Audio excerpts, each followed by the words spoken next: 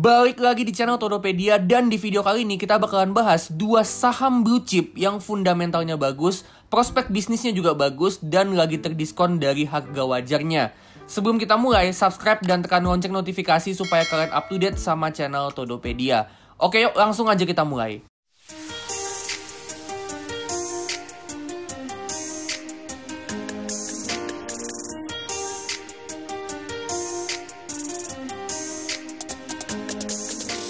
Oke, kita masuk ke saham yang pertama, ada saham Indofood. Kode sahamnya INDF. INDF ini kita udah pada tahu ya, dia ini jualan produk Indomie lewat anak usahanya Indofood CBP atau ICBP. Terus selain itu dia juga ada segmen bisnis Bogasari yang jualan tepung, ada juga segmen bisnis agribisnis sama segmen bisnis distribusi. Nah, penjualannya INDF itu mayoritas datang dari penjualan produk konsumsinya alias penjualannya ICBP. Jadi pertumbuhan INDF ke depannya ini akan ditentuin dari penjualan produk konsumsi kayak Indomie, Sarimi, Popmie, sama Indomilk. Nah, beberapa tahun terakhir pertumbuhan penjualannya INDF ini konsisten banget dan juga dengan tingkat pertumbuhan yang lumayan oke. Begitu juga dengan laba kotor atau gross profitnya.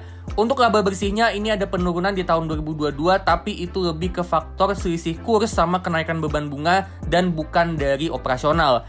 Jadi overall INDF ini sebenarnya pertumbuhannya masih cukup bagus dan konsisten selama beberapa tahun terakhir.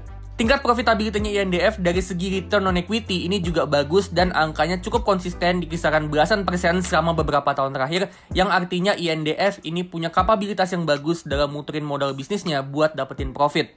Selain bisa cetak laba, INDF ini juga rutin cetak free cash flow positif, yang artinya INDF ini bukan cuma bisa cetak laba, tapi dia juga bisa ngasilin uang kas masuk. Uang kas masuk dalam bentuk free cash flow ini penting banget karena ini uang yang nantinya itu bisa dipakai buat bagi dividen, atau ngelakuin buyback, atau bisa juga dipakai buat diputerin lagi ke bisnisnya, atau bisa dipakai buat ngelunasin utang. Bicara soal utang, ini jadi kelemahan utamanya INDF, dimana dia utangnya gede dan ada lonjakan di tahun 2020 karena waktu itu uangnya mau dipakai buat akuisisi perusahaan Pine Hill Corpora. Nah, tujuannya INDF ini akuisisi Pine Hill itu buat ekspansi penjualan Indomie ke Afrika sama Timur Tengah. Utangnya yang gede ini ngebuat beban bunga pinjamannya INDF jadi gede, dan itu jadi salah satu alasan kenapa laba bersihnya turun. INDF ini kedepannya menurut gue prospeknya masih cukup bagus karena dia punya economic mode yang kuat dengan brand loyalty yang bagus. Gak cuma produknya udah terkenal banget kayak Indomie, Sarimi, sama susu Indomilk, tapi sampai sekarang masyarakat Indonesia masih cenderung loyal untuk konsumsi produknya. Dan itu terlihat dari revenue-nya yang tumbuhnya konsisten dari tahun ke tahun. Selain itu, pertumbuhan penjualannya INDF ini juga masih bisa didorong dari penjualan di luar negeri, terutama lewat Pine Hill. Nah, saham INDF ini kalau kita hitung harga wajarnya dengan discounted cash flow, dengan asumsi pertumbuhan cuma 1% aja ya, 1% doang untuk 10 tahun ke depan, 1% per tahun untuk 10 tahun ke depan, terus asumsi valuasi price to free cash flow di 7 kali aja di tahun ke-10 nanti, dan return investasi 15% per tahun dari saham INDF, kita dapat di sini harga wajarnya INDF itu ada di 8.000. Artinya INDF di harga sekarang nih di 6.700 ini masih under value dan masih menarik banget buat buy untuk tujuan investasi jangka panjang. Dan sebagai catatan, harga wajar 8.000 itu tadi didapat dengan asumsi pertumbuhan yang konservatif banget ya, cuma 1% doang per tahun alias nyaris nggak tumbuh. Tapi menurut gua INDF ini sebenarnya potensi pertumbuhannya masih ada lewat pertumbuhan ekonomi di mana daya beli masyarakat makin naik dan tentunya juga dibantu lewat penjualan dari Pine Hill.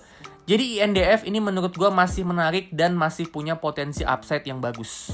Oke, next kita ke saham yang kedua, ada saham Astra atau ASII. Astra ini perusahaan holding raksasa yang lini bisnisnya tuh banyak banget dan dari berbagai macam sektor. Mulai dari otomotif, bisnis alat berat, jasa keuangan, properti, kebun sawit, infrastruktur, sampai ada teknologi juga. Revenue sama labanya Astra ini masih dalam tren naik selama beberapa tahun terakhir, tapi tingkat pertumbuhannya memang nggak terlalu tinggi karena Astra ini udah jadi perusahaan yang gede banget dan portofolio bisnisnya udah terdiversifikasi banget.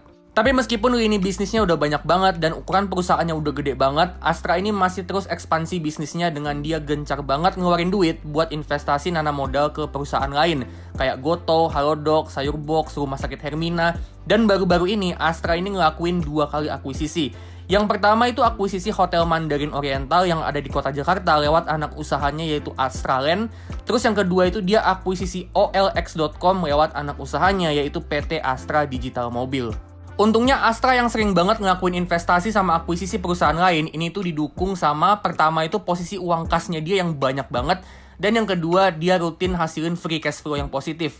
Artinya memang Astra ini punya banyak banget uang kas untuk dia investasi ke bisnisnya, dan itu tentunya bisa jadi sumber pertumbuhannya Astra dalam jangka panjang, dimana dengan dia rajin investasi dan rutin hasilin free cash flow, bisnisnya bisa compounding terus dalam jangka panjang. Selain itu, Astra ini juga punya kemampuan profitability yang bagus dari segi return on equity, di mana return on equity-nya kita bisa lihat di sini, beberapa tahun terakhir itu ada di kisaran belasan persen. Bahkan di tahun 2020 aja, di mana Astra ini labanya turun efek pandemi COVID, return on equity-nya masih bisa dijaga di 10%. Artinya Astra ini bukan cuma rutin investasi aja, tapi dia juga punya kapabilitas yang bagus dalam hasilin profit dari uang yang dia investasiin. Overall, Astra ini perusahaan raksasa yang masih terus aktif ngembangin bisnisnya, punya kemampuan profitability yang bagus, dan dia punya uang kas yang banyak, dan juga bisa hasilin uang kas yang banyak, dan uang kas ini dipakai untuk terus investasi untuk numbuhin bisnisnya dalam jangka panjang. Jadi prospek bisnisnya Astra ke depannya ini masih cukup bagus meskipun dia udah jadi perusahaan raksasa. Nah, Astra ini kalau kita hitung fair value-nya dengan metode discounted cash flow, kita asumsiin pertumbuhannya Astra ke depannya itu di kisaran 5% per tahun, which is sama dengan pertumbuhannya beberapa tahun terakhir. Valuasi price to free cash flow di tahun ke-10 nanti di sekitaran 10 kali, terus return investasinya 15% per tahun dari saham Astra, kita dapat harga wajarnya saham Astra itu ada di 6.360. Dan di harga sekarang nih, di 6.300 pas, ini bisa dibilang sedikit terdiskon dari harga wajarnya. Jadi selama di bawah harga 6.360, ini masih bagus, masih cukup menarik untuk buy untuk tujuan investasi jangka panjang. Oke, jadi itu dia dua saham blue chip yang lagi diskon, ada saham INDF sama ASII. Untuk ASII ini diskonnya tipis-tipis aja ya, tapi untuk INDF ini diskonnya cukup gede. Kalau kalian suka videonya, like and share video ini ke teman kalian, dan disclaimer ya, ini cuma analisa dan sama sekali bukan ajakan untuk jual beli saham.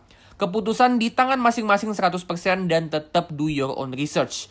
Oke, kalau gitu gue pamit dulu dan sampai ketemu di video selanjutnya.